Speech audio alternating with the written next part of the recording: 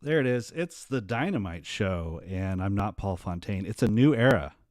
It's not a new era. I'm just filling in for Paul. This is Kevin Ely of The Boom with Jeff Hawkins, the Rated R superstar. Oh, they got different babysitters for me in the Fight Game Media family.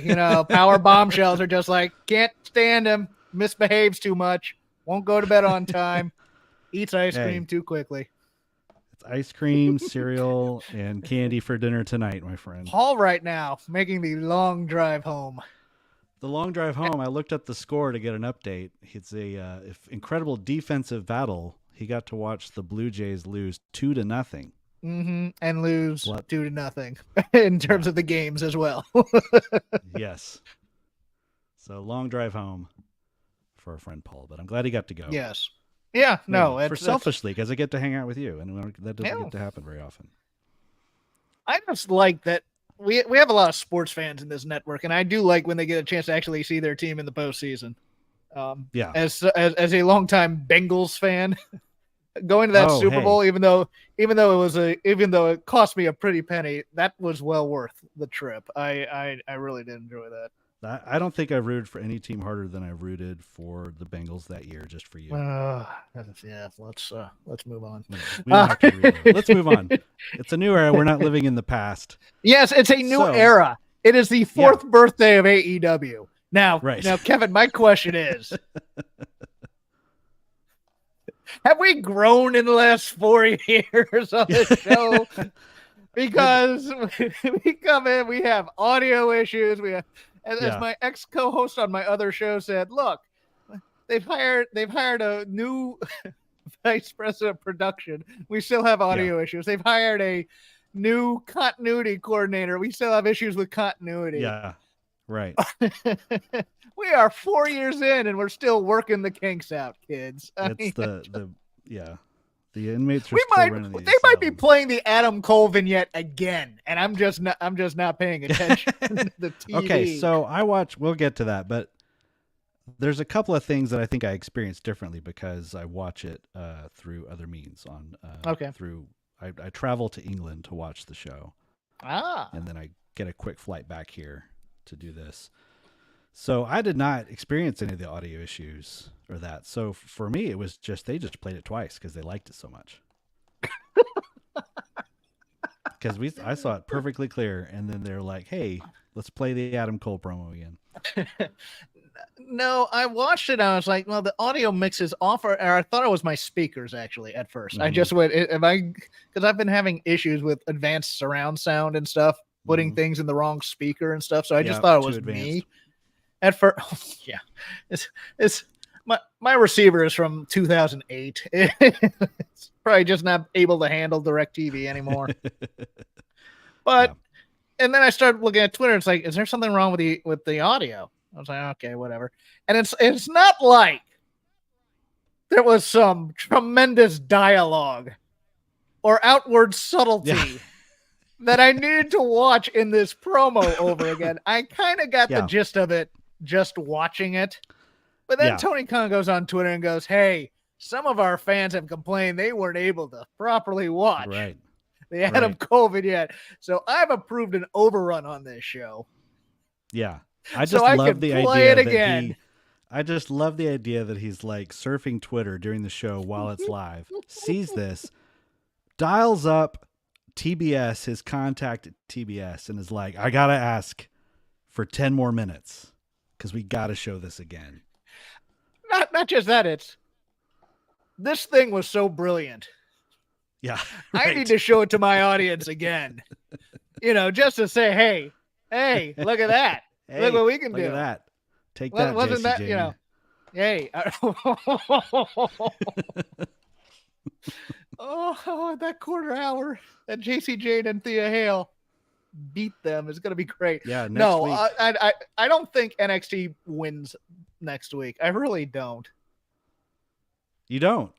No. They're like doing Dynamite numbers normally. Yes, with this new injection of main event talent, NXT is doing very, very well. Yeah. I just think people are going to see this. I think given the choice of your time at home, where there's far too much wrestling every damn week. I do think that I think AEW loyalists are loyalists, and I think there's more of them than there are NXT loyalists. And I think the main roster curious type of thing, I don't see it. I think it's gonna be close. I think it's gonna be super. And here's the point I brought up this afternoon on my own X account. It doesn't matter because the narrative, because either way, it's stupid discourse. It doesn't matter. Yeah. Because if NXT beats AEW, it's because the billionaire loaded up the show and it was unfair. It was just to get the win over AEW. AEW wins. Oh, it's just NXT, their developmental territory type of a thing. And you're just like, what's going to be great is when a Thea Hale segment outdraws like Edge. Edge. Right. I'm almost hoping that happens. Just for the flames. I like Thea Hale and JC Jane. I don't care. They're one of my favorite things on that show. They're one of the only things I tune in for. Oh my goodness. Yeah. So before we get into Dynamite, I'll set you up this time. You and James and Paul had a little powwow about Wrestle Dream. Yeah. You all seem to pretty much echo my thoughts, but a couple things here, and I need to bounce these off of you. Number one, Paul Fontaine is a menace when it comes to his grading scale, where he's grading a match, and he knows it's not a perfect match, but he gives it 5 stars anyways, because there are other matches that have gotten more than 5 stars. Yeah. This is a mockery. It's a Travis Sham mockery of the grading system. This is AP wrestling all of a sudden, where you get 5.0s for. It's on a curve. No. It was a good show. I won't deny it. I don't know. I mean, it felt like a lot though. Boy, it felt like this show dragged. And I had pretty worn out. I had people coming into my DMs on a different account that I have who know that I do wrestling, and it's like, hey, do you have a contact with Tony Khan? I go, well, I mean, I know people who know people, et cetera, et cetera. Why do you ask? Hey, can you tell him to not run pay-per-view so late on a Sunday or to take them back to Saturday? And they don't relent. They don't give you like the thing about the WWE video packages is it gives you a chance to run to the refrigerator or the bathroom. Otherwise, you have to miss a match. And it was just over and over. Josh Barnett appearing. That was interesting. Not sure it went over as well as they wanted it to, but it was interesting. I really liked Swerve and Hangman a lot. I think it was probably my favorite match of the show. I like FTR and Aussie Open. But boy, this crowd was tired. I was with them. I was tired too. I was sad at how much less I was enjoying the match because of how tired I was. Yeah. Contrarian takes. I have a couple. And it's not really necessarily contrarian because it's not that I didn't like the match. It's and I want to put this by you because you are you're normal. You're kind of in the bubble. No, we're often of the same mind. Yeah, we're all of the same mind, but also you are not. Like I'm at my job and I'm sitting in the wrestling bubble. I'm a moderator on a message board. I'm on wrestling Twitter. I'm DMing people about scoops and stuff like that. The Bryan Danielson Zack Sabre Jr. match, was very, very good. But I had a quibble with it, and here's the quibble. It felt like two guys who were trying to put on a very good technical wrestling match versus two people who were trying to prove that they were the best technical wrestler in the world. I'm not going to go so far as the FE, they were doing it for star ratings type of a thing. It just didn't reach a certain emotional peak for me. And I think you guys brought that up on your show. Yeah. And that's why I don't do ratings either. I mean, if someone's talking about it, I'll throw it out there, but I would not. I don't know. If I were to do it, I wouldn't have done like a 5 or over for that reason. I would have given it like a 4.75 or something. Yeah, to me, to get up there, you have to have, it has to fit into a story in some way. Like, it has to have a larger part to it than just what happens inside the match. And that's what it has to draw me in a little bit more. Yeah. And this one I'm watching, I'm going, well, this is very smooth.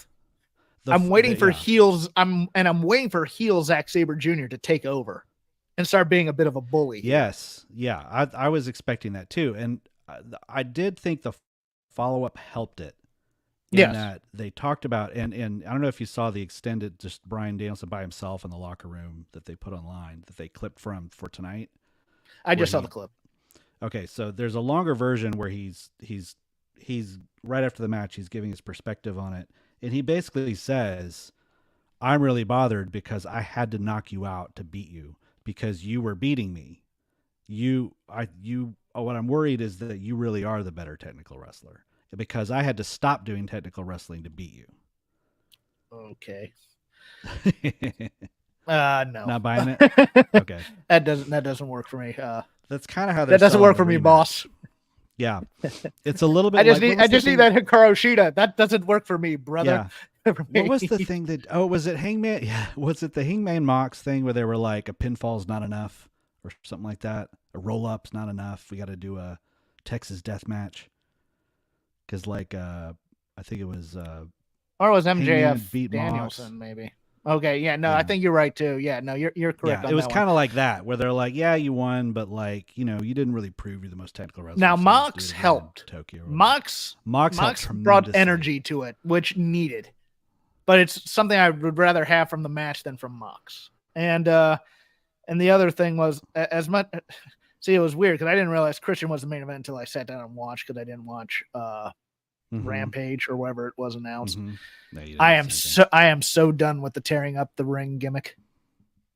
It hurts me to watch people doing that kind of stuff. Back in 2018 or whenever they were doing. Yeah, I thought we left that with Johnny Gargano in NXT with Ciampa, and even a couple other people doing it. I just really didn't want to. Someone Joe and Punk did that too. It was the roll up. Roll up's not enough. Right, we need to have a rematch. But no, it was fun. It was also just a lot because I did watch NXT TakeOver the night before, and I thought that was a fun show too. That's a really good show. It's the kids. Well, I wish I had gone live, but my schedule did not call for it. Let's put it that way.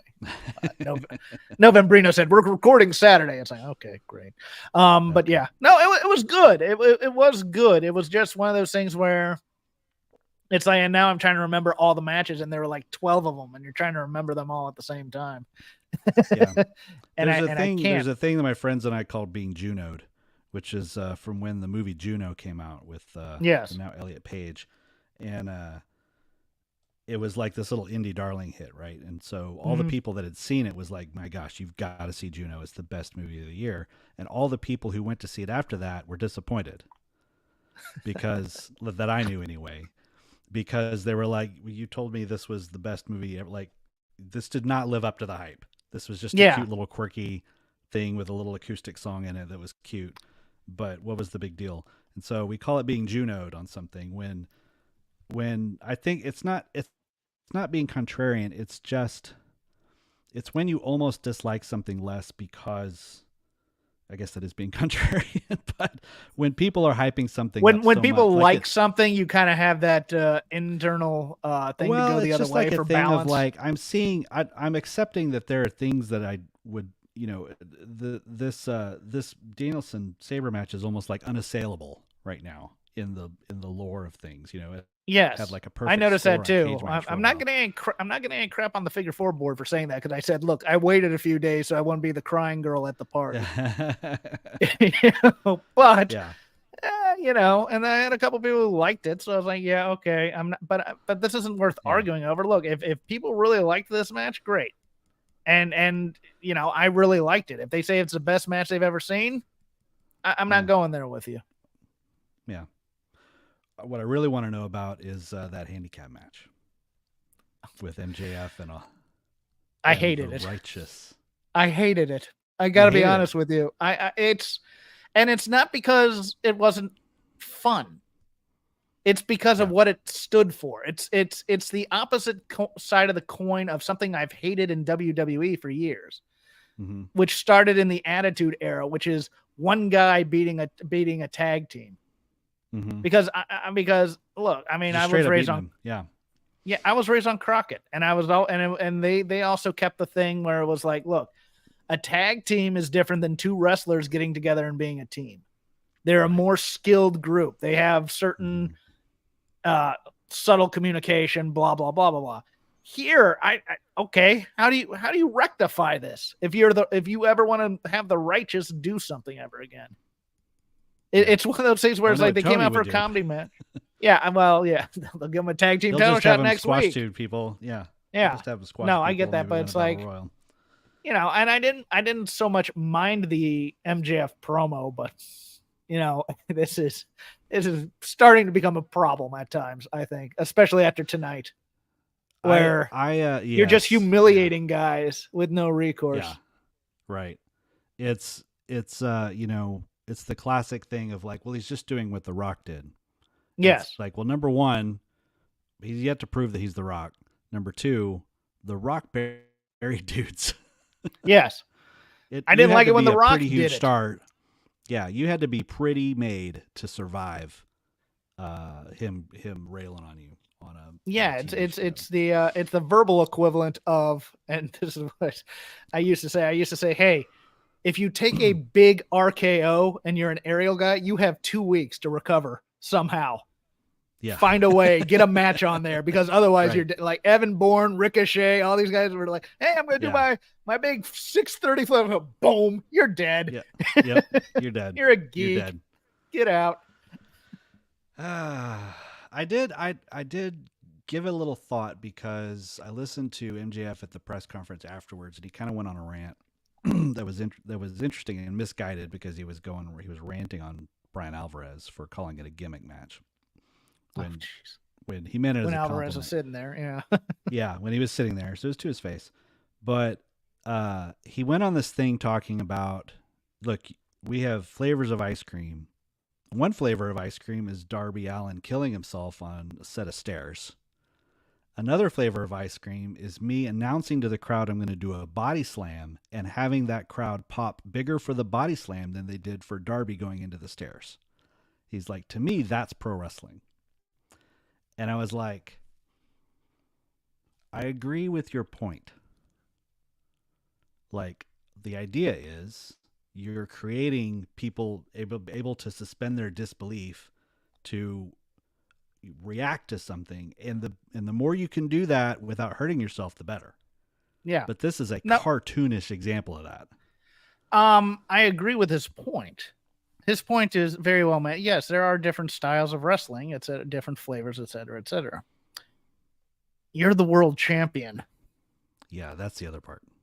I don't want to see still the biggest problem. Mid-card comedy. I mean, and also that's also kind of a gimmick of, your 60-year-old over the hill guy, right? Who's gonna go in there. I'm gonna do a body slam on you, and then I'm gonna it's The Rock as well. I mean, I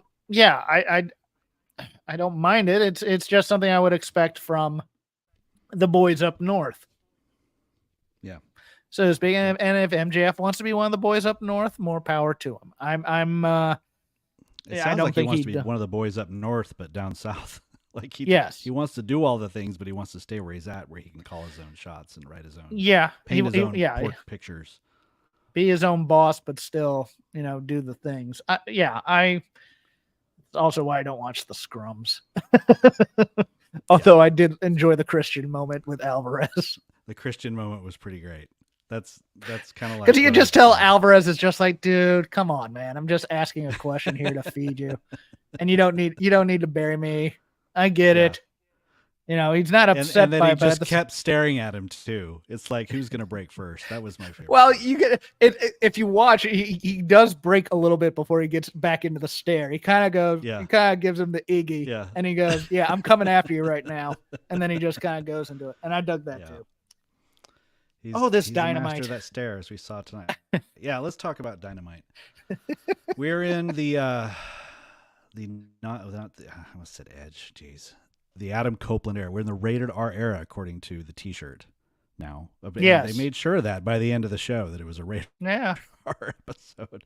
This is the new era of which we were told. I, for one, welcome our insect overlords. Yes. Yes. TV deal? Streaming deal? No. It's Adam Copeland. Yeah. I find the signing fascinating on a number of levels. And I was trying to think of an applicable carrier because I think Copeland has FU money. So it ain't the money. He just wants to have fun doing wrestling again, like it was when he was a kid, and kind of taking, and no offense to anybody who loves AEW, a bit of a step back from a super controlled big arena thing. Yeah. It's kind of like watching a movie star who decides to do art house films. Yeah. You don't know how that's going to take, and you don't know how they're going to react once it's smaller crowds, so to speak. So I'll be very interested 6 months in if they've done the run with the end segment, which we'll get to at the end, of course. Great. Love that. Yeah. I'm wondering, I mean, and also you just have to look at it from a business perspective. Will it move numbers? I don't know. I honestly don't know because Edge's comeback moved numbers for WWE. He is a pure WWE product for the most part. You know, before, yes, he did some wrestling before that, but I mean, really built on television, the entire Edge persona, the entire arc of his thing, 20 some odd years in the same company. Yeah. And now he's here with, he has friends in this company. You know, he has the Asheville Mafia there. FTN. FTN. I don't, it's not the breakthrough move if that's what you're looking for. I think that's my thing. It's not the one that's gonna, now they're gonna compete with WWE. And I don't think that's ever gonna happen. Even if they, at this point, even if they sign Mercedes, I don't think that happens. I don't think you can draw that many eyeballs, especially on a product that is hotter than normal. And people can argue why it's hotter and whatever, but you know, and there's nothing wrong with being a successful number two if you have a big money contract coming in, but it feels a lot like this is fantasy camp for Edge, and it's or Adam Copeland. Yeah. We're gonna mess that up for eternity. Yeah. I think there's that bit of him that goes, okay, I have creative freedom. Let's see what I can do. Even though he had a lot of creative freedom in WWE, like he wrote his own promos. I've talked to people there who said, hey, that's all he gets his own way there. So we'll see if his creative instincts are, for lack of a better term, more Aleister Black. I don't expect the heavy lore, but I mean, I'm sure there's a lot of Christian lore. He went there today with them talking about them dressing up as Sting and Lex Luger when they were kids and stuff. So I'm sure we're going to get some monologues. Yeah, but I hate those types of promos, but yeah, we're going to be getting a lot of monologuing in the ring. Yeah.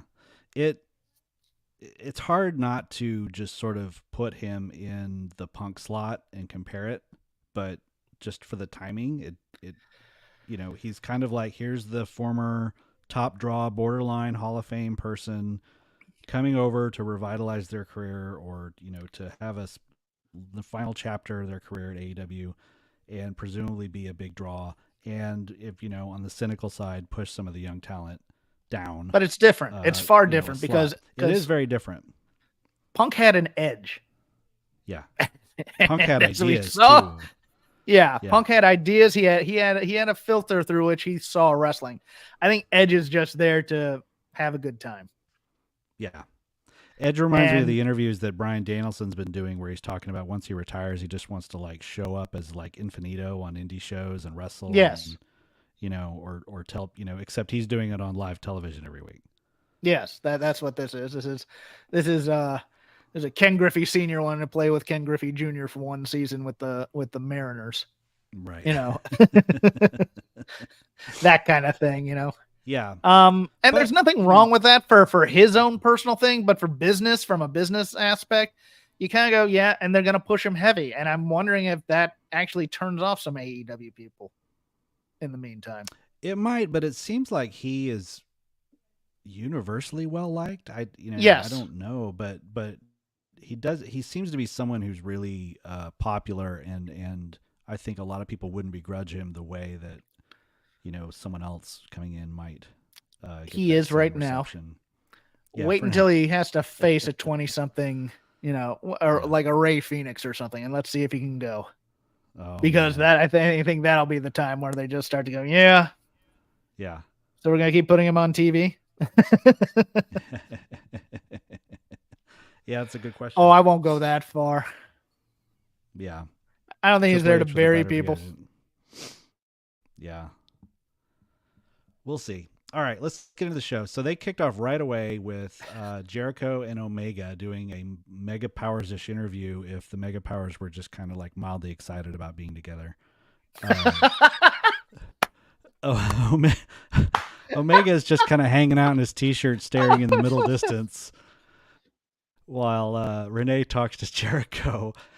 And it was fine. Good fine promo. But essentially they said the same thing they said before the pay-per-view. And then Edge, dang it. Swear jar. Adam Copeland. Yep. Adam Copeland just sort of shows up. No big thing. It's like first time he's on Dynamite. He just sort of walks in from out of frame and tells him how excited he's going to be here. Kenny gets the first pun of the night by saying, "Sunday night you had me on the edge of my seat." And Jericho sells that, being like, that's a good one. Of course, Jericho sells that as being good. And this is what's interesting to me was Kenny extends his hand and tells him, if you ever need anything, let me know. And Edge just kind of doesn't say anything. He just kind of nods and shakes his hand. Then he like psychs himself up. 4 years AEW, I'm going to go out and do my manifesto, he said. And then he leaves the ring, and there's a really long, awkward pause before they go. Mission statement, I think, but manifesto is better. Yeah.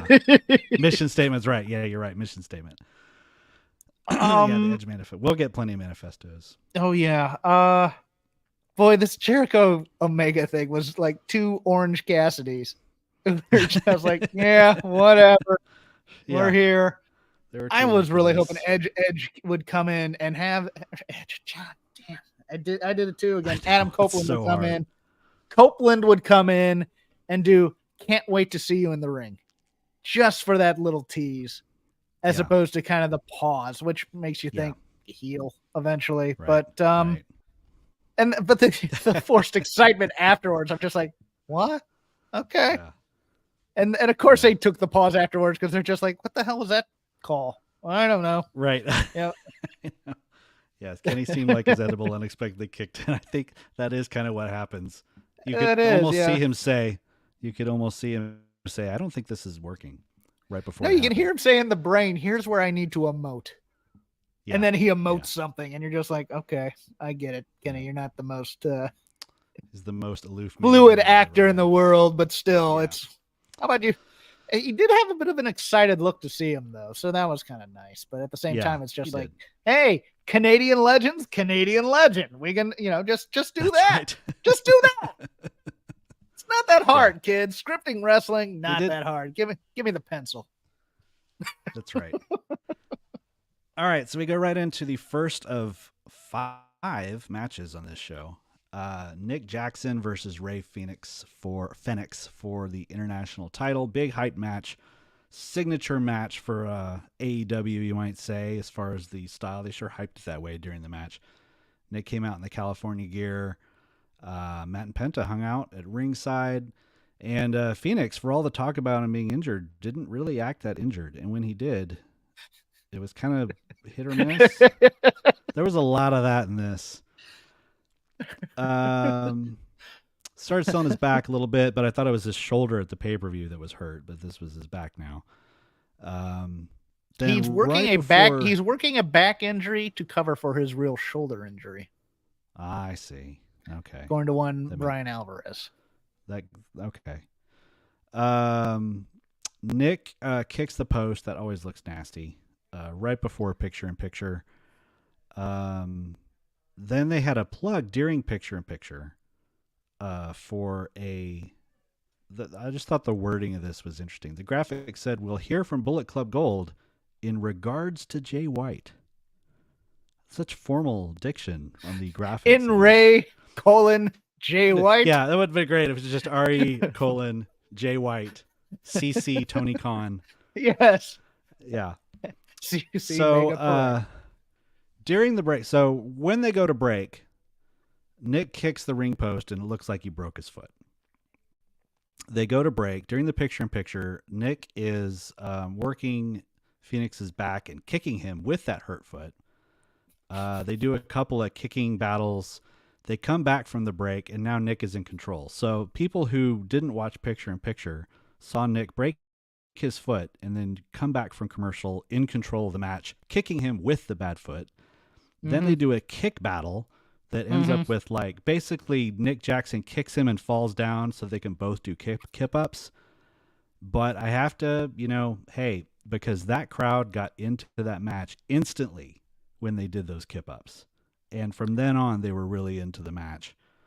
And it became a little more of what you'd expect. Flips, cutters, Canadian destroyers, all the things.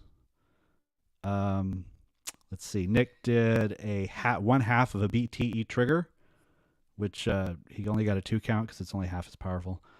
And Fenix hit a really great frog splash for a 2. And then tried to get him up for the Phoenix driver that he killed Moxley with. And Nick rolled him up. Phoenix reversed it for the 3. They point out the high stack, which is unbeatable. The high stack roll up. And Nick loses. Yeah. If you like Disposable these matches, match for me. Yeah. And almost preposterous at times for me. This is the Al Cervix special where we're going to do a lot of things and then all of a sudden, oh, my back. Oh, my foot. And then go right back to it. Yeah. The one spot that I think is pretty is right after he broke his foot, Phoenix sweeps the leg into that handstand and he held it for a second there before he fell. Yeah. I thought that was kind of nice. Cool. Yeah, but cool. Yeah, I not my thing. I will admit it because I want damage over time to play into strategy and moves and stuff. And what we got instead was, okay, we're getting kick battles, and then we're going to do a whole lot of high spots at full speed. Yeah. Including super cutters and Canadian destroyers. I assume Rey Fenix has been training with the Blackpool Combat Club and moved his neck for both of these moves because this is my problem. The drama becomes kicking out at 2 from big moves that should kill you. And I just, I kind of just go, okay, there's the law of diminishing returns for me. But again, very skilled people doing very athletic things. I apologize for interrupting you. Go ahead. No, you didn't interrupt me. I interrupted you. We also learned at the pay-per-view, by the way, that how to counter what's Claudio's like flapjack kind of pile driver move. It looks like a gotch pile driver, and then he just flattens him. I forget. I want to call it the equalizer, but that's not it. Something like that. Anyway, yeah. Mox explained on the pay-per-view how to counter that because Josh didn't quite land properly, and Mox kind of covered him by like, oh, he turtled up.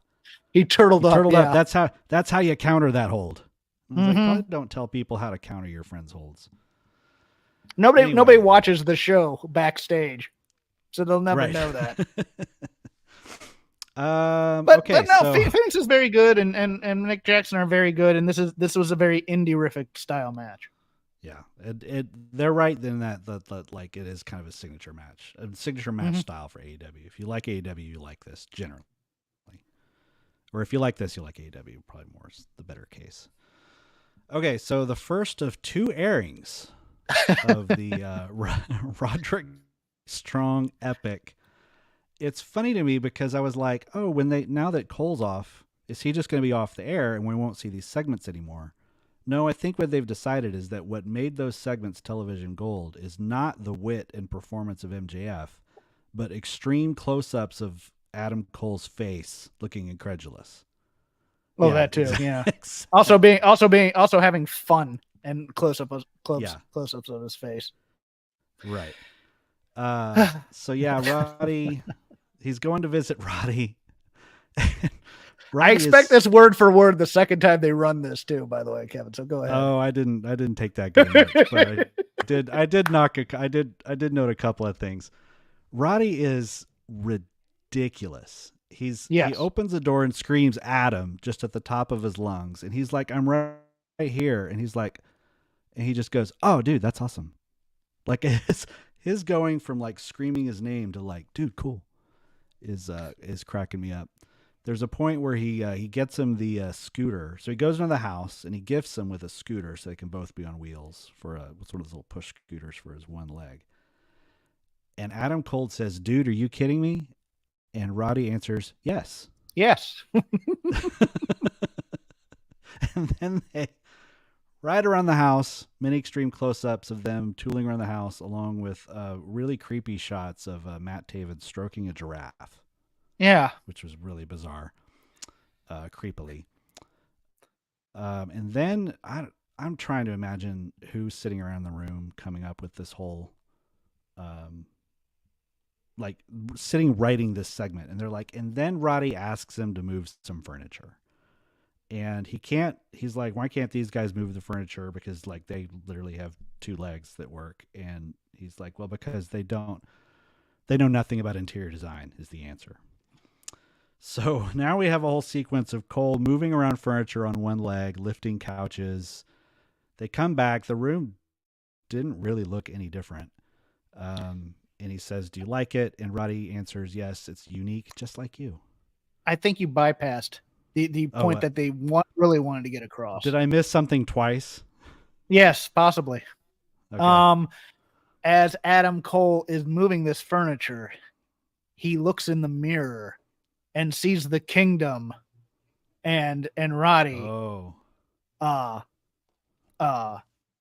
grinning with glee that yes, he's doing our bidding, fellas. And he realized he's been played a bit here. Yeah. Yes, there's a but like any true mastermind that Cole is, he continues to be played, because yes, he says, "All right, I'll see." I love how he decides, like, "Hey, I gotta go. I gotta get surgery," as if it's like stopping by the store to get milk. Like he's like, "Hey, I really was planning on getting surgery today. I gotta go." And they're like, "Yeah, well, doctors don't plan to stay a little longer at all. It's right. It's just right. I just had a colonoscopy. It was scheduled 8 months ago. That's probably TMI. This they have gone heavy now into the Regal.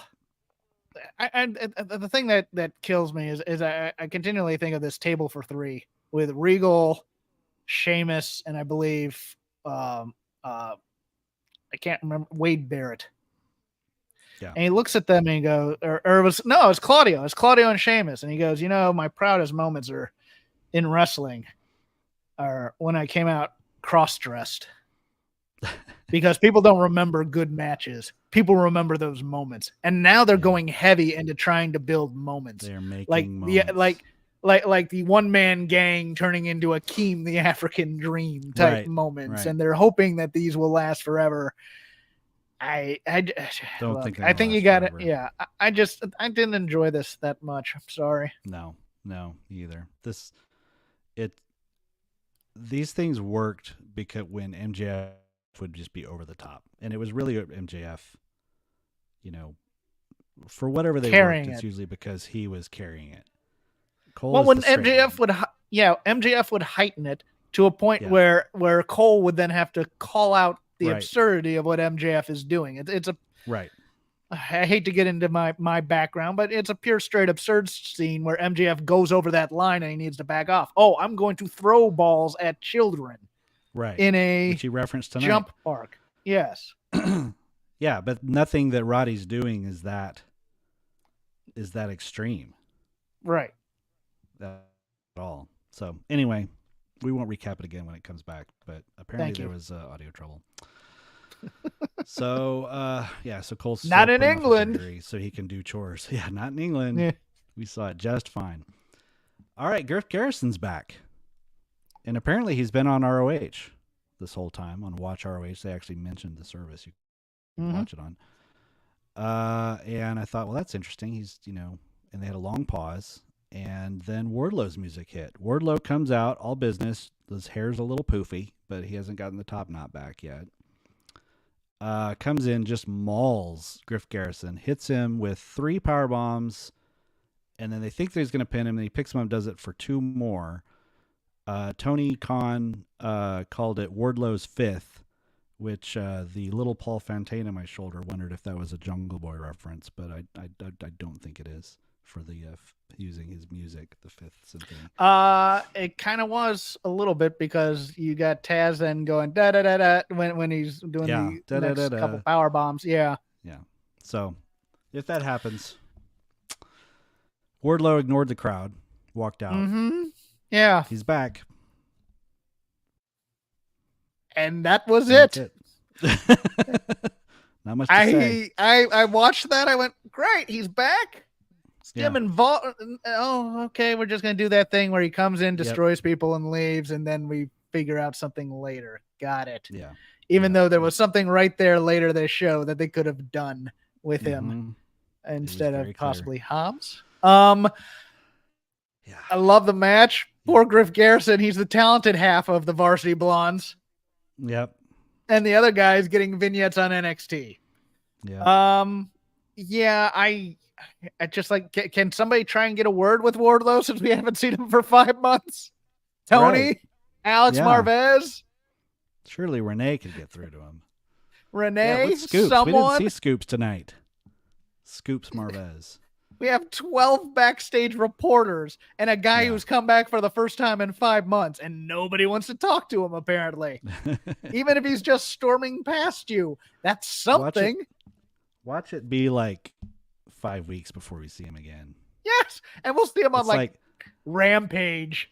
Their big guys are like comets, like Miro, Hobbs, Wardlow. Like they have these like Hoss guys, and they're just like comets. They just sort of orbit and then they disappear. And they're like, "Hey, this weekend there's gonna be a sighting of Wardlow. You know, like get out your things and watch Wardlow smash someone because you won't." They have ideas right until they have an idea of, we need to make this guy look tough. We need to make this guy look tough. We need to make this guy look tough. And now we need to put him in a program. Right. And then they're totally lost on all of them. Yeah. I don't even know. I mean, I think we're kind of thinking the same thing, but there's plenty they could do with him. He just needs to be connected with people as opposed to like, you actually have to put effort into creative. Yes. Yeah. Amazing. What is his reason for coming back after 5 months since he was getting paid? We don't know. Tune into Rampage and find out. Maybe. Exactly. Build that at least, you know? Yeah. Instead, it's on to the next match. That was fun. Yeah. This is a 5-star match. It really kind of was. They were just kind of like, well, anyway, Adam Copeland showed up. To the back. It's the back of Impact is what they're doing. Yeah, exactly. So they went from Wardlow to a recap of Adam Copeland's debut, and then went to commercial break. When they came back, Don Callis was with Renee, I believe, and they announced that Kyle Fletcher was filling in for Sammy Guevarra because Sammy Guevarra was not cleared, which I didn't realize he was hurt, but I guess I hadn't heard either. Or, I don't know. Maybe he got shaken up. I don't know. But anyway, Kyle Fletcher's filling in at Will Ospreay's recommendation. So it's going to be Fletcher and Takeshita versus Jericho and Omega. Callis says no one remembers who wins the battles. They only remember the wars. And I don't know if we'll remember this promo. But I like Kyle Fletcher being put into it. I mean, with him, with his partner being out, I like that they found a place for him that made sense. And I thought he was really good later. It makes sense. It's continuity. I mean, if his partner is actually hurting out for a while, gives him something to do. Right. Although I think this will be it for a while, from what sounded like Callis wasn't happy with him. Yeah. But I mean, he's a big dude, and it's one of those things where, in a territory, if you had to come up on the fly with this, you have that kind of stable with, like, you know, your mercenaries, your foreign guys, whatever, the guys you can pay off to be in a match. And yeah, that's fine. It's like, or, you know, I would have even done a little bit more on this, to not just the announcement. I'd have, you know, Kyle Fletcher taking a call from Will Ospreay asking for a solid here or something to that effect. You know, I'd be cool with that. But yeah, no, I liked the idea of this. Yeah. So Paul has joined us from the road. He's sitting in messages, sending notes. Oh, he's booking. That's what he's doing. Yeah, he's booking. Wardlow is pissed off he's back, and all anyone cares about is Adam Copeland, and that's going to be the feud. I'm fine with that. Yeah, I'd be fine. It's something. Yeah, they won't do that. All right. So this is when they came back and announced they're going to do a this shocked me because I didn't have any idea. I wasn't really paying attention to like Twitter or the Discord or anything. So when they were just like, hey, we had problems, so we're going to replay the Roddy Strong segment. Even Excalibur seemed incredulous.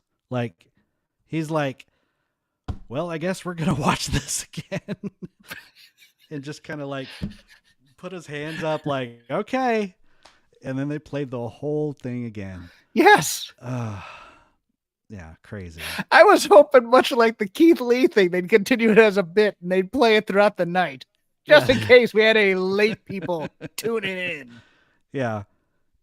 Adam Copeland extends his hand to Christian, and Christian says, let's roll the tape. And they play it one more time at the end.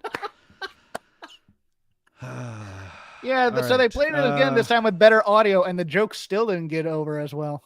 It was great. Right. Okay, so now we have our match number 3 of 5 on the show. Butcher Blade and Kip Sabian, whose entrance got cut for that video, versus the Acclaimed. I don't remember that match being announced, but I really wasn't paying attention today, so they may have put it on Twitter. So we have 2 weeks in a row now of Max Caster doing gay slurs in his raps in front of Anthony Bowen. I had the same concerns as Paul on the pay-per-view. Yeah, I really don't like this. It was a little, I don't get it. There's a lot about Max Caster I don't get, and as we'll see later too. Let's see. Not many notes. Almost nothing happened before they went to break. It was pretty boring. Anthony Bowens had a pretty good hot tag later, and Billy Gunn is much bigger than the Butcher. Those were my takeaways. Yeah, and especially since the Butcher's dropped a few pounds. He's cut, but Billy Gunn's such a giant.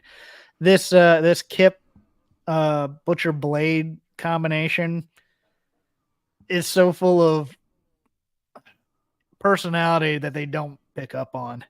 Yeah, and it's a travesty almost. It's almost like you want to tell all these acts, go off and do your own things with the camera crew that's there, and then put it on Twitter, and then see what happens if you can get it on TV or not. Because Butcher's great. Kip, if you watched any of that 0 Hour stuff from he's great. He was fantastic. It's like that would be my. You know what? I may have to write some people and go, hey, while you're there waiting backstage and stuff like that, just go film stuff. Yeah. And see what happens. Hey, if Darby work for yourself. Darby and Adam Copeland can go out and shoot a video intro, like you guys can, go borrow Darby stuff. And you don't need to do BTE. They're shooting vlogs all the time. You don't need to do vlogs or BTE or anything like that. Do stuff that's character driven for you and see what happens. Yeah. Right. Like PCO did. Mm-hmm. Kind of. Don't electrocute yourself, though. Did. Yes. Yeah, don't do that. Yes. All right. Well, during the other thing that was weird was during that match, I completely missed the finish. I don't even know exactly how the match ended because they started running down Title Tuesday matches and announced that Jon Moxley was coming back next week to face Rey Fenix. And I thought, oh, Jon Moxley's back. And as I was saying that, the match ended. I believe it was a mic drop on Kip Sabian. Yeah, that makes sense. I think I saw them doing the Scissor Me Timbers, but all right. So now we're on to Tony Storm's the final part of a 3-part series, which I didn't realize, of Portrait of a Star with RJ City. Apparently, they just locked them in a hotel room for 3 weeks because things were getting weird in that room. She's already throwing shoes. Her makeup's messed up. RJ City seems extremely traumatized. She's talking about not living in time. She's wrestling immortality. Completely unhinged, and all I could think is that Tony's doing Laurel Van Ness. Yeah, there's a lot of similarities just because of the makeup, but but I think she's doing it her own way. But it was just the first thing I thought of was, oh, she's a hot mess. She's doing the hot mess thing. Somehow RJ City works his way into some kind of line about saying you're not old. And Tony says, yes, that's it. I'm timeless. So that was a really painful way to get to a new gimmick name. But she's had an epiphany. Look, if we're going to go all in on Sunset Boulevard, let's go all in on Sunset Boulevard, kids. Let's get somebody who's a little bit straighter than RJ City. And I mean that in terms of, mean that in terms of, don't have the comedy guy doing this necessarily. Right. This wasn't the comedy version, but I did enjoy last week when she accused RJ City of hitting on her, and he was like, no, I'm not. I'm kind of shocked that they weren't more creative in how they did this evolution. They just kind of did the same Tony, RJ City sitting in front of the window thing type of a thing, as opposed to let's see what caused all this, or not even caused all this, but let's heighten a bit. And it never really got heightened. It's just she's heightening herself, which is fine. Yeah. It's a fun gimmick. Is it a little over the top? Yeah. Is it a little too much trying to fluff the WWE character trope thing? I'm serious here. Yeah. They're definitely okay. We're gonna get her over by her being unhinged, right? And so we're gonna go hard into her being unhinged, as opposed to a little bit of a character gloss on an actual wrestler type thing. Yeah, I really liked it when she was still, I'm the best wrestler in this division, but I have this air about me now, kind of thing. And maybe a little unhinged a little bit because I lost my title and it's driving me crazy.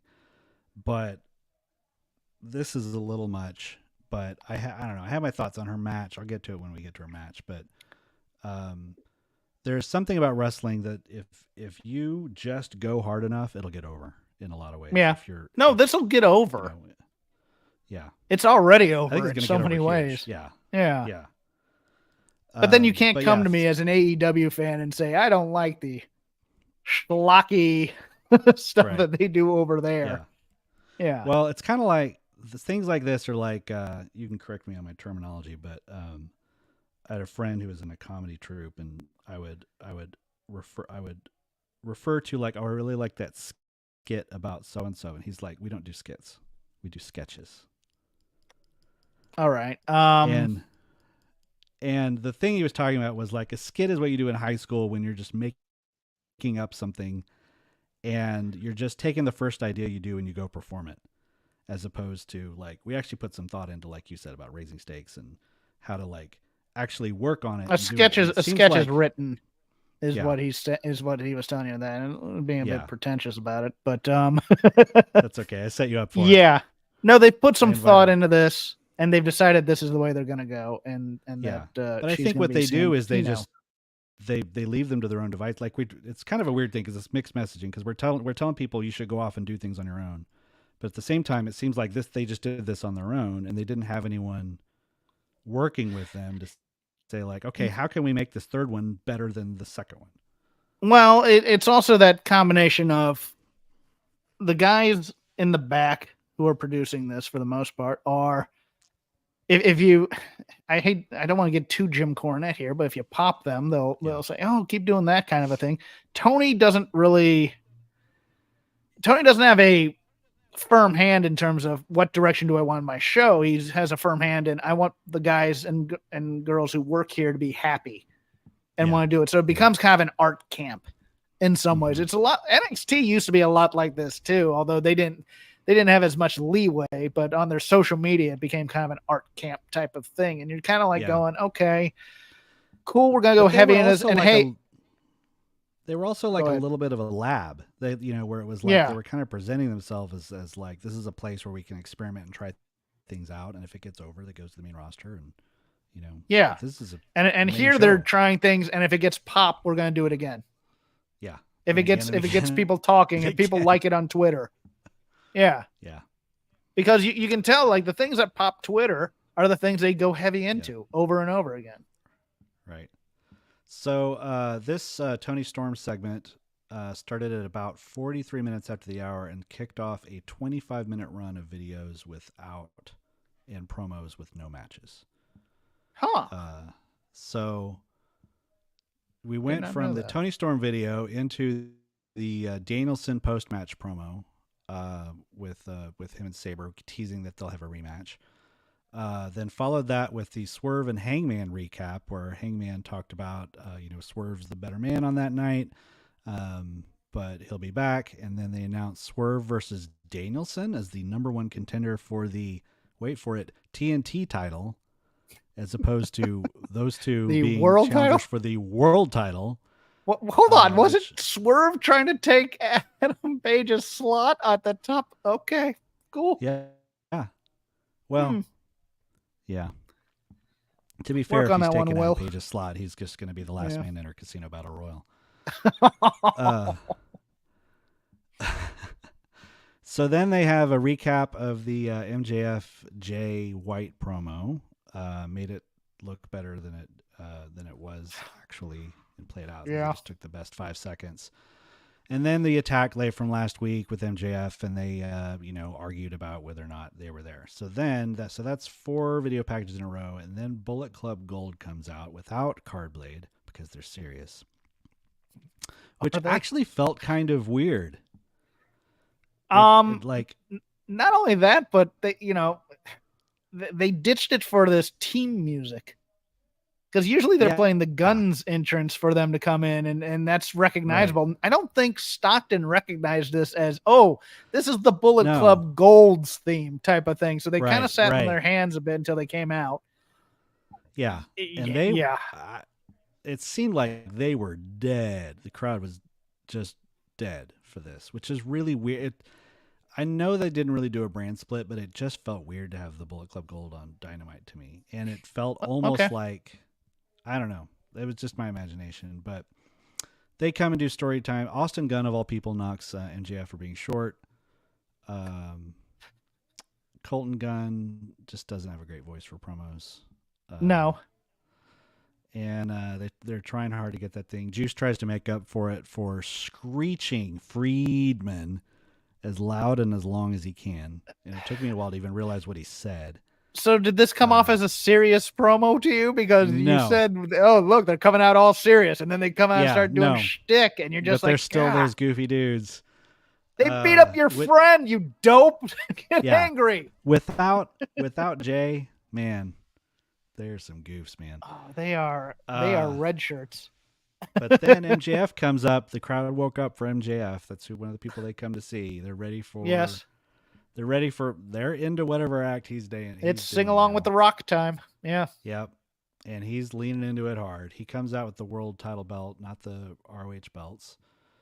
Calls Juice a talentless taint, in which Juice says that says his taint is rock hard and he shoves his pelvis into the camera. That's always great. Which I'm like, I haven't done a lot of research into taints, but if it's rock hard, you probably should see a doctor. If his taint is rock hard for more than 4 hours, yes, I would see a physician. Yes. Juice did not seem to mind. Like he was not, he didn't was not sell it all. He was not the Outrunners selling the No. Acclaimed. The greatest sell of an insult ever is taking a back body flat back bump to somebody calling you a name because it hits you so hard.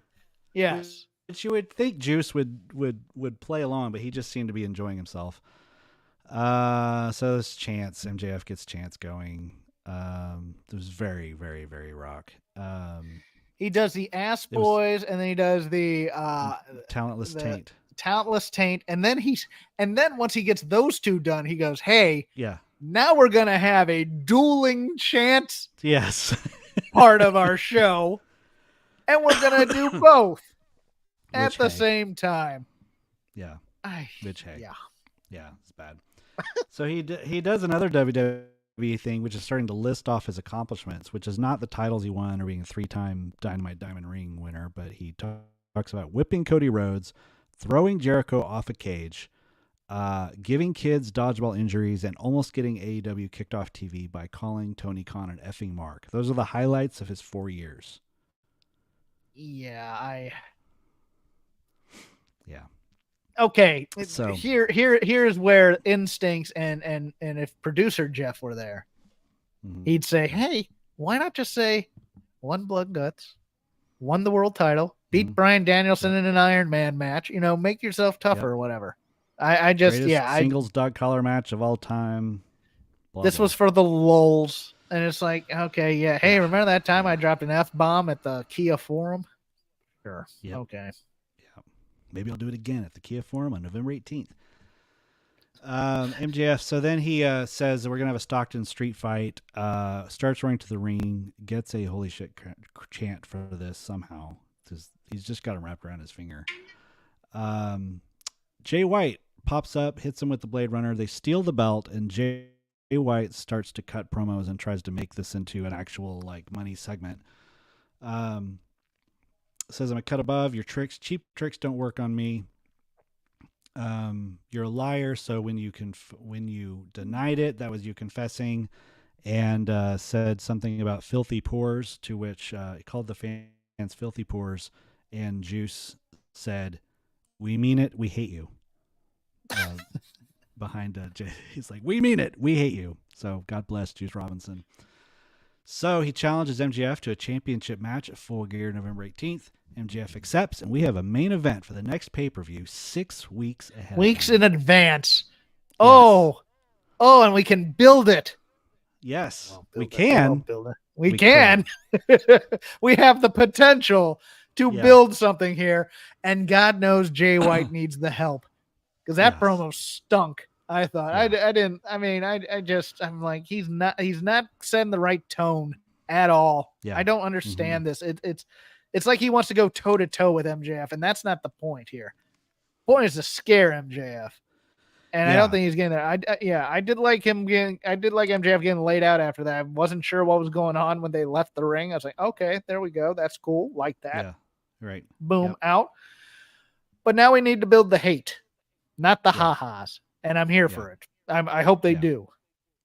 I hope they do too. And I think if they can do that, I think Jay can be really good at it. And because I have all the faith in the world that Jay could be a top guy for them. And that was one of the things that I missed from Punk blowing up when he did, was that he never got to get Jay White, where I bet Punk would have done great things with him. Yeah, but Jay White's instincts are to do the ha-has and to do the flashy stuff and to do the clever stuff, because he kind of did that in Japan as well. So it's one of those things where it's like I'd sit him down and go over his segments and go, okay, you think that worked? Do you that kind of thing? Yeah. But I don't know. I think this is the way they're going to go. I had a dream after so Sunday night. I watched Collision, then I watched the pay-per-view, then I did a podcast recording. Went to sleep, dreamt of nothing but AEW. It was really annoying. But I dreamed, in my dream, the whole Jay White thing turned out to be Jay White and the Adam Cole thing turned out to be him rejoining Bullet Club with Jay White and Bullet Club taking over AEW. So put that in your back pocket in case that random thing happens. You can say you heard it from me. I'll go with it. And I dreamt it. I couldn't remember any of the details, but and then you went to Pharaoh and told him of your dream. Yes, I told him of my dream, and he said, "Go back to sleep. Go back to prison." Who's ready for story time with Joseph, baby? Anyway, biblical humor from the church employee. A little biblical humor between. Yeah. Yeah. All right. Renee interviews Hook and Orange Cassidy. By the way, I'm here for MJF and the Technicolor Dreamcoat, but we can move on. that would actually be fantastic. I would totally watch Drunk History of biblical stories of great moments in Judaism with MJF. It'd be fantastic. With MJF. Yeah, sure. It would be amazing. Renee interviews Hook and Orange Cassidy. Orange is still sad about not having a title because they didn't win the shot at the tag titles, and he's clearly very extra sad because Hook is taunting him with the title that he has.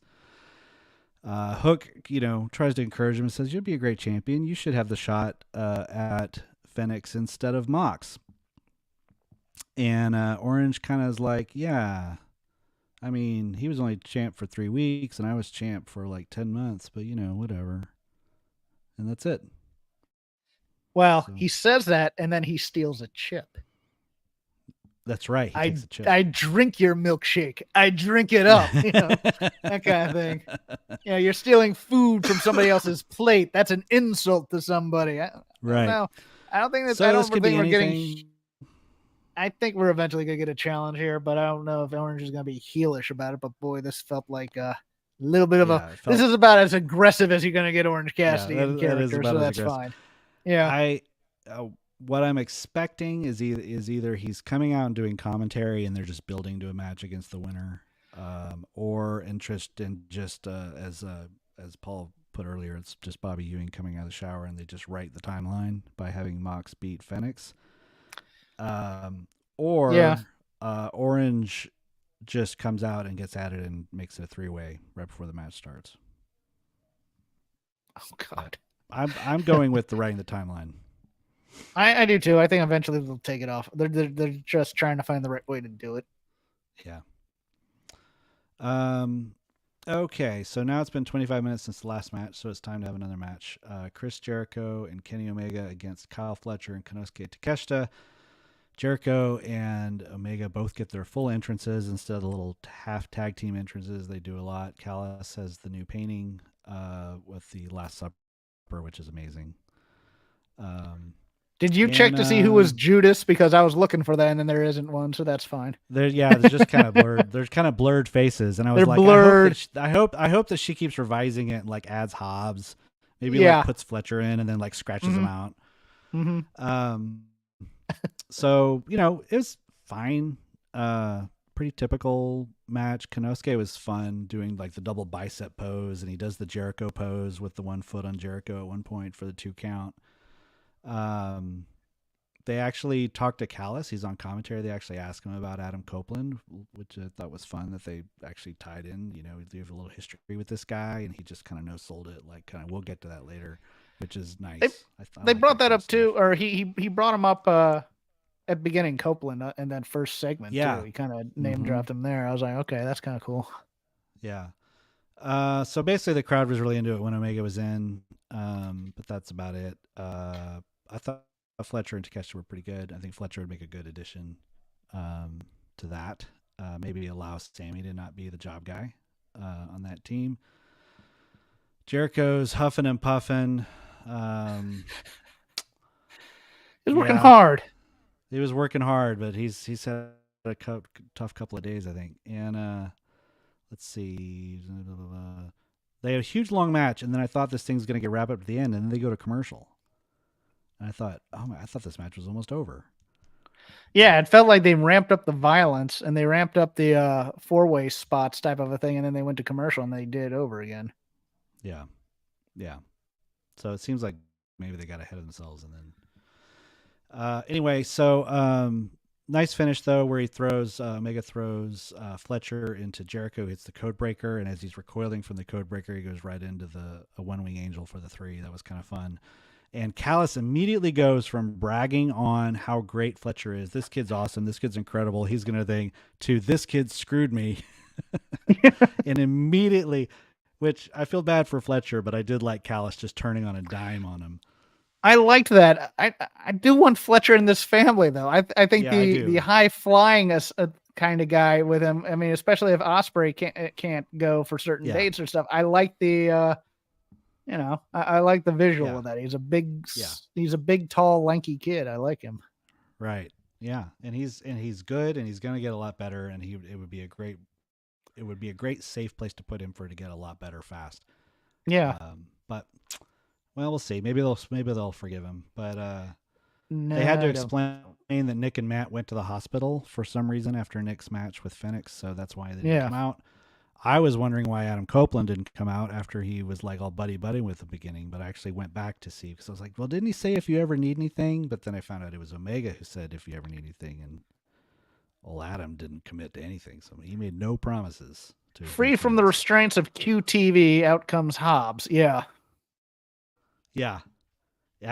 And that was a nice surprise. I was happy to see that, but I agree that I think Wardlow would be more interesting in this, or maybe even both. I thought he would be, or I thought he'd be as a special partner. I mean, if you want instead of Fletcher, if you want to put him in here, but the Fletcher thing made sense. Don't get me wrong, I enjoyed it, but it's like, well, I enjoyed this beatdown for what it was. Yeah, this is what I want more of in wrestling. They're throwing him into the fence, putting the guardrail, wrapping his neck in the guardrail, bringing him back into the ring, taping him. The tape fails. And Omega just sort of like falls out of the tape. Never work with kids, animals, or duct tape. It's just terrible. Right. They don't know how to work. Hobbs at least had the presence of mind to be like, his hand's free. I'm just going to hold it here until you can retape it. So they muddled through it. But I like that Jericho did act as a human shield to block it. It was a little interesting change in their dynamic. Then they do a chair shot to Kenny's head. And it was interesting how they sold that, because Excalibur says that's something from an era of wrestling I hoped I'd never see again. And Taz basically does a mea culpa for his role in all the traumatic head injuries that happened as a result of Ada. He's like, yeah, I was a part of that era and I regret it. Interesting little note on that. Yeah, and if you grew up in that area, you watched that and you went, man, that's the softest chair shot to the front of the head I've ever seen. Right. That's true. It's like they're selling it like death, and I'm going, I watched ECW in 94, 95. Don't give me that. Yeah. So no help from anybody. Let's see. So that was about a 25-minute match. Mm-hmm. Now we go back to Renee. She is this is such a weird deal. She's in like the trainer room with MJF, interviewing him about what happened, and the Acclaimed are just sort of hanging out back there, and Max sneaks off, sends the trainer away, and starts to massage MJF's neck, and MJF realizes it's him and freaks out. I did not have any context for this, and I did not understand. I only know, again, because I am horribly terminally online. This is a Twitter thing. Yeah. Where Max continually they interact on Twitter, their accounts, and then it's like, yeah, he has a crush on me type of a thing. Yeah. Mm-hmm. This has no place on this television show. No. This because well, the people who know will get it, Jeff. Well, right. Yeah. And it's Renee goes, the most notable thing in a segment that's supposed to promote your world title match you just announced. Yeah, and Renee goes, yeah, those tweets are kind of a bit aggressive type of a thing. It's like, why are we doing this? It should not be part of this television show. It's not important. It's not crucial to it. It's an inside joke for a couple thousand people. Right. It really is. And it's one of those things where, again, and you just make sure that the inside joke is the most memorable thing. Yes. For your world champion. Yeah. He never got that segment back. And then they did a thing, and then he like decides to just randomly call Adam Cole, and he gets his voicemail. So like they're kind of doing three things in this, and they all just distracted from each other. I agree. Yeah. So Samoa Joe does a commercial for Suntory whiskey. Apparently, he's got. This was the best thing on the show until the end. I thought I watched this thing. I go, this is what I want my wrestling to be. Yeah. Dudes who do this for the money, dress in nice suits, burly men drinking brown alcohol and smoking cigars. I am here for this, Jack. Giant cigars. Woo. Nice suit. Looked great. Yes. Looked like a champ. Looked like what I think of a pro wrestler as. And that's what I want more in my pro wrestling. It's like, yes. Yeah. Promo. Which is awesome, because it's Samoa Joe who only wears his gear on television. Yeah. Yes. It was great. And nobody ever thinks of. Yeah, go ahead. He had a great line at the end when he was saying that he wasn't hungry enough to beat MJF, but now I'm hungry. And one thing about me is when I'm hungry, I always manage to eat. and he just gave this little to the screen, and I thought, I love this Samoa Joe. Love him. Look, he did a fantastic job not spilling any of that drink and holding the cigar at the same time. That's a move that he just didn't bring up, the first time. He has done that before. I like the visual of the cigar cutter at the beginning. It brings that element of wrestlers make a lot of money and they're classy individuals and they're aspirational in a way. And that's the kind of aspirational I want to see. The material type of aspiration, not the I have friends and crap. No, money. No, get paid. That's all I want. Yeah. Joe looks like the type of guy who could be bought out at any time. Yeah, for sure. You pay me to beat him up. You pay me not to beat him up. I don't care. Pay exactly. Me. Yes. All right. Timeless. Toni Storm comes out with a full WWE style entrance with a video filter, making it black and white. She's CGI got stuff, I believe, in there. I'm not positive on that. At least some kind of overlays. I don't know if it was like a full AR thing, but that definitely kept the Laurel Van Ness hot mess lipstick thing going. Her gear is very old school now. It's almost plain. It's a little odd. I'm not sure. I kind of like what she was doing in between the what was it called? Outcast. Outcast. Yeah. But so this is what's been happening the last few times I've seen Toni Storm do this character. She comes out. I think this is not great for Toni Storm. She's become a cartoon. She's jumped the shark. I don't enjoy this. And then about 2/3 of the way through the match, I say, forget it. She's awesome. Yeah. Because she's doing a thing, and I'm like, I don't like it when like really, really great wrestlers become so character that they stop doing great wrestling, which she kind of has.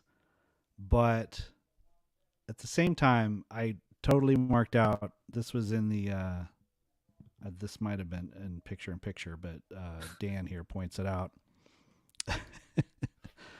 of her laying Sky Blue out and then announcing that she's going to hit the titty slap and then chopped her chest.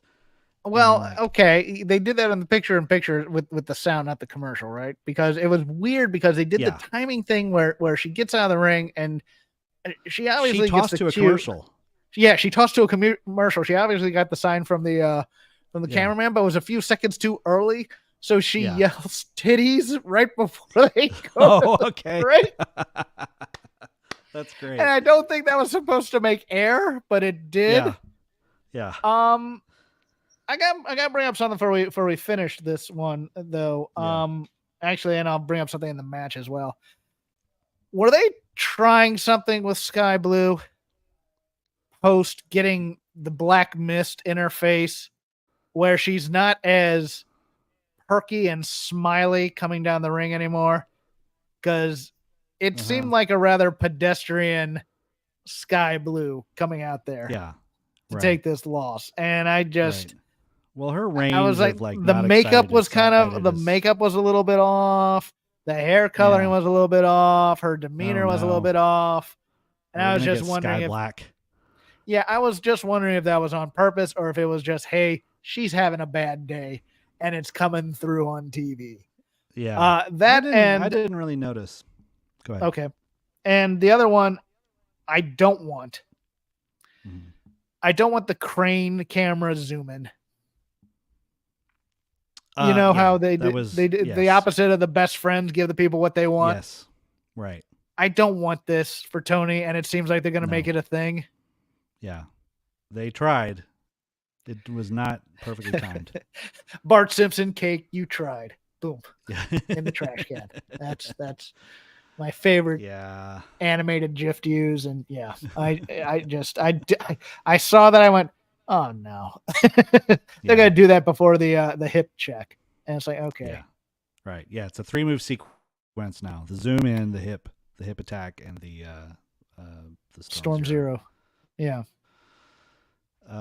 But hey, she's going to get super over. People are going to get into this. I think so. And we'll see. Yeah. We'll see.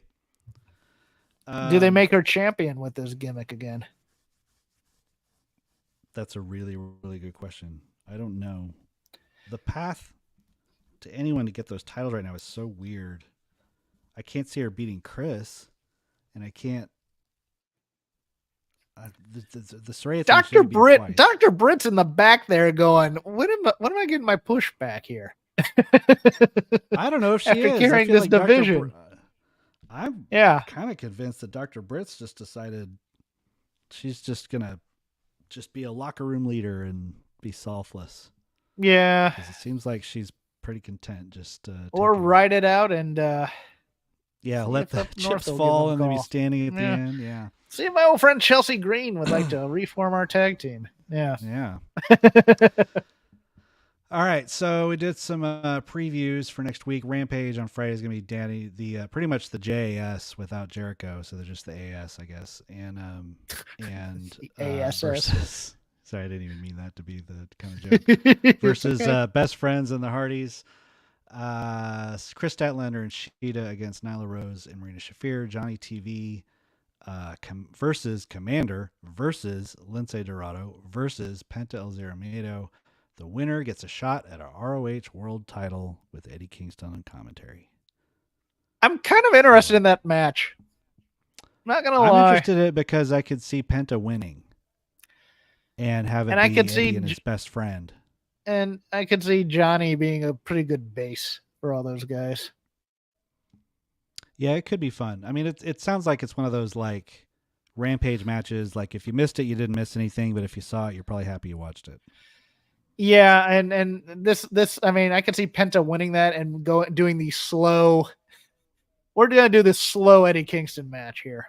Yeah, where we're taking off our glove. Yeah, we're doing a lot of hand gestures to the crowd. Yeah, it's gonna be an easy night for Penta. Yeah, it is, and Eddie. That's okay because Eddie needs easy nights. Renee, they had a quick. Oh, Stokely made an appearance. After they announced the match, Stokely announced the match again. Nice to see Stokely. I wish he had something more to do. Bring him back to AEW. I don't want... Yeah. They're even dropping stories in ROH that they had built up. You remember the promo video for Stoke becoming a official guy? He put a picture of Daniel Camella. Yeah. Up in his office. Great. Daniel Camella ain't nowhere near ROH right now. What's going on? No. And let's see. Oh yeah, Collision preview: FTR versus Big Bill and Ricky Starks for the World Tag Team titles. Here for it. And Tony Storm versus Kiera Hogan. Probably just a repeat of what we saw tonight. Maybe they'll get that camera shot right. Then Title Tuesday, they're loading this show up. Hobbs versus Chris Jericho. Jay White versus Hangman Adam Page. Swerve versus Bryan Danielson for the number 1 contender slot for the TNT title. Adam Copeland versus Luchasaurus. Saraya versus Hikaru Shida for the women's world title. And Rey Fenix versus Jon Moxley for the international title. Please put Adam Copeland and Luchasaurus up head-to-head against Thea Hale and JC Jane. Yeah. Let the chips fall where they may. That's what's going to happen is Thea and JC are going to outdraw Edge. And then Adam and Roddy are probably going to outdraw Cody. Outdraw Cody, who's just going there to announce the Dusty Classics coming back. Right. That's his big announcement, I bet. Yeah. Yeah. Yep. Oh, right, just turn off your Twitter on Wednesday mornings or after the ratings come out and just walk away and go, I like wrestling, and just walk away. All right. Adam Copeland, the main event is Adam Copeland coming out and his mission statement. Big entrance. It's crazy how they recreated the WWE entrance. The Pirates hit at the same time. He does the same thing, goes to the side of the stage, pumps up to the people on the side, comes out. He seems incredibly happy to be there. He seems like he's having a great time. I liked how he got in the ring, paid respect to Tony Schiavone, saying, "You were the voice of my childhood. Now hit the bricks." That was fun. Yeah. Then he's like, "Yeah, but seriously, get out of the ring." Adam Chant, he kind of marked out for hearing his own name chanted. He was kind I of. love that he was weirded out by it because it's just one of those things where it's like, yeah, everybody used to chant Edge or something like that. It was like, this funny thing where it's like this is where you kind of saw that he's actually in a different environment. Is that even in WWE, if he had his own, if he was able to come up with his own stuff, he still had to like run it by and kind of rehearse it, or like he knew what he was going to say. And it was very clear he came out and did not really talk to anyone about what he was going to say because he was basically commenting on what he's saying as he's saying it. Yeah. Like he says, the future's bright for Adam Copeland. I just referred to myself in the third person. That was weird. Yeah. I found that charming in a way though. It was endearing. If he planned it, fine. I'll bite into the cynicism of him actually doing meta commentary on the WWE promo process. But for the most part, it's a nice. He felt very relaxed out there. That's the thing that I noticed about the promo. It's like, it's not that he's not relaxed when he's doing WWE promos or whatnot. There was a weird calm to it that made it far like more because I thought he obviously lost his voice doing something in the past because he sounded weird to me. He may have had a cold. He may have lost it, screaming at that first, at his debut or whatever, when he went out and stuff like that. But, I like the delivery. Continue, please. Yes. So he talked about this being a new era for him, saying that he came and there's all kinds of new opponents that he has never faced. So he talked about never facing Jon Moxley, which was a little bit of a surprise to me, but I guess the timing makes sense, I guess, in a way. Yeah, when they were brought up, he was still retired, and then he never did. And when he came back, I guess Moxley was already gone. So yeah. Surprising, but pleasant surprise. Kenny Omega, people like the idea of that. I think if they do Copeland and Omega, people will really get into it. I think that'll be huge.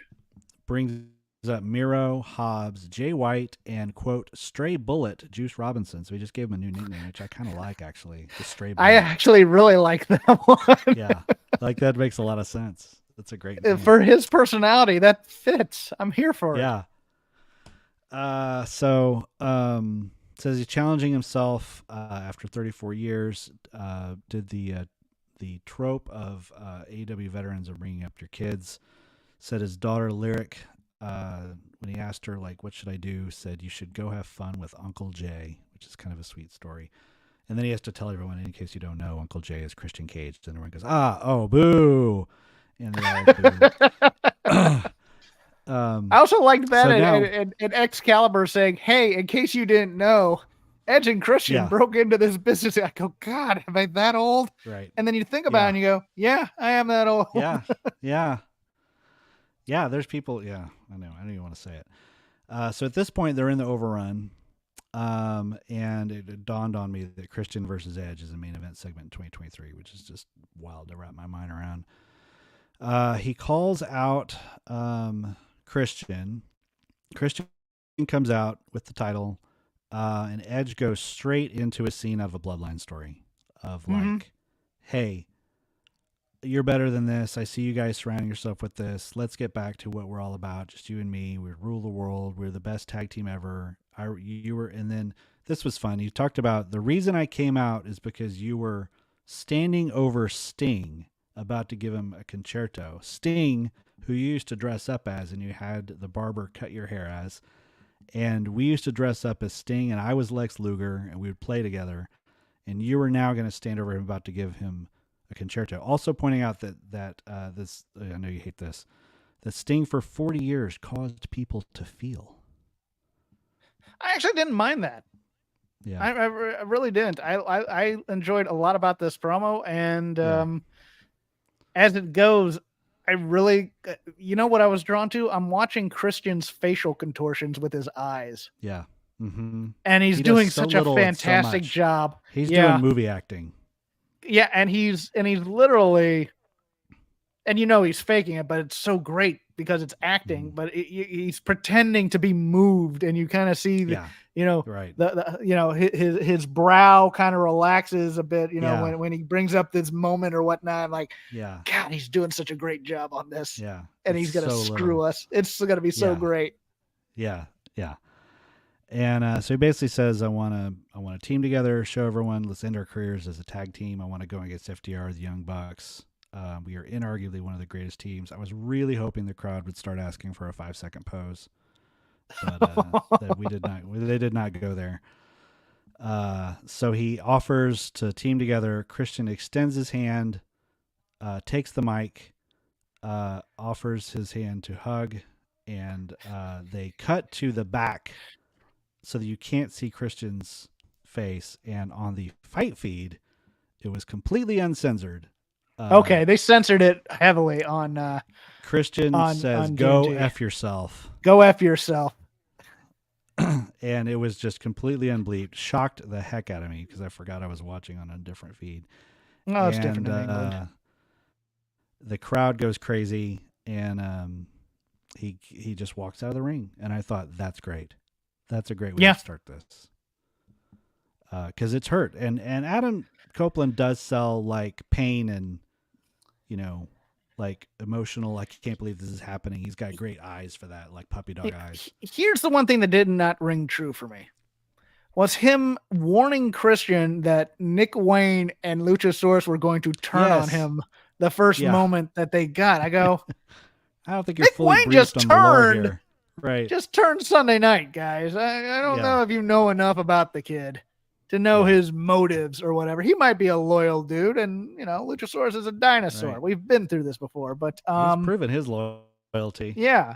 It's like, do you even watch the product, Adam Copeland? Yeah. Yep. Yeah, that's the one part I went, no, they need to think about that. Yeah. He needed to be a little bit angrier, I think, at Christian for leading those guys on. But, they chose this tact. It wasn't bad. I enjoyed it. I enjoyed Christian just utterly saying Christian was F just off. fantastic. Oh, he's so good.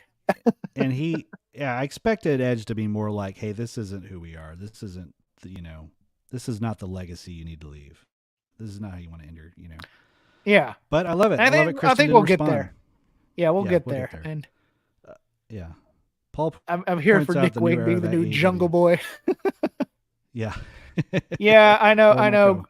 Yeah. Well, I mean, they're not going to get to that point, but it feels like that. They're not going to be Hogan, NWO. They come in, they take over everybody's spots and stuff like that. But it's it does bump people down. Well, I mean, we were hoping for a pure alternative type of a thing, and the thing is, we've seen it for 4 years, and everybody is kind of at the same level.